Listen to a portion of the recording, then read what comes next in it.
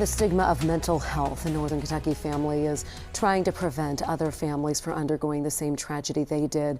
After losing their teenage son to suicide in 2018, they're now making it their mission to raise awareness for good mental health. It's a conversation we can't have enough, and I'm joined today by Debbie and Richard Zagara. Thank you so much for being here with me today and for being willing to share your story. Ethan was only 16 years old when you lost him in 2018. Tell me a little bit about him. And I always hate to say this, but parents talk about it a lot. Were there warning signs? What was his story?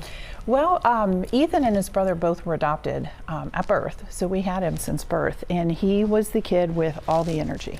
He had a great sense of humor. He was always making us laugh.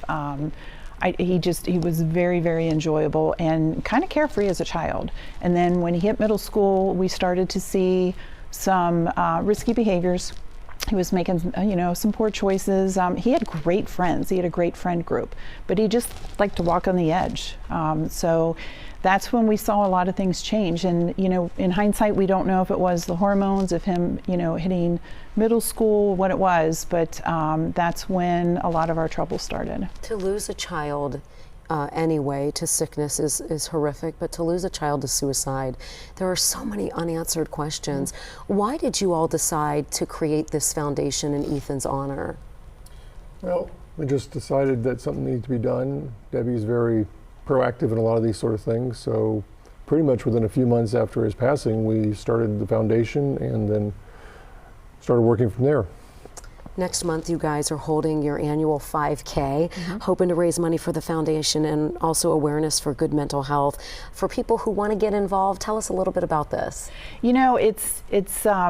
There are some moments where it's kind of somber, and you reflect on the people that we've lost, and of course we want to remember people, say their names, talk about them. That keeps their memories alive. But it's also such a community event. It grows every year, and we see people come back year after year, and they want to share their story. They want to tell me who they lost. And now that we live in this world of suicide, there's so many people that have been affected by it. My cousin, my sister, my neighbor.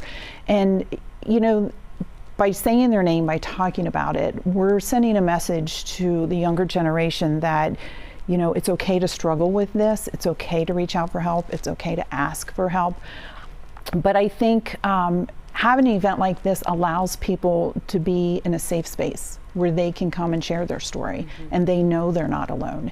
And we have a lot of people that come by themselves, and I think that, and then they come back the next year with someone else, but I think they just want to know that there's a community out there to support them. No judgment, right? A No no judgment zone. No. I know that you're doing something new this year during the walk and run. This time you guys are installing these new remembrance signs, which I thought was so beautiful to really remember somebody's loved one. Tell me about that. Well, I've done a lot of other events for suicide prevention, breast cancer and things like that. And it occurred to me that, I can talk about Ethan all day long, but until you see a face and hear a story, it's not real for some people.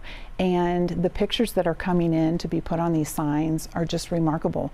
And they're just everyday people that struggle with mental health. Well, Ethan's purpose, and because of you all both, I think his legacy does live on, and hopefully it's saving another family from going through the heartache that you guys have. I can see it in your eyes that, even this many years later, how it impacts you as a family. Yeah, it'll be 7 years this September. 7 years. Guys, thank you so much for being here. I appreciate it. Again, to learn more about Ethan's purpose and the 6th annual 5K Run with Purpose is the morning of September 13th. It's at North Point Elementary School there in Hebron, Kentucky. Again, to find out more about the run and those remembrance signs, just go to our website, WLWT.com.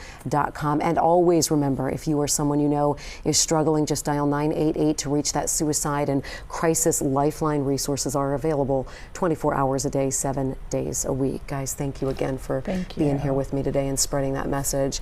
All right, in the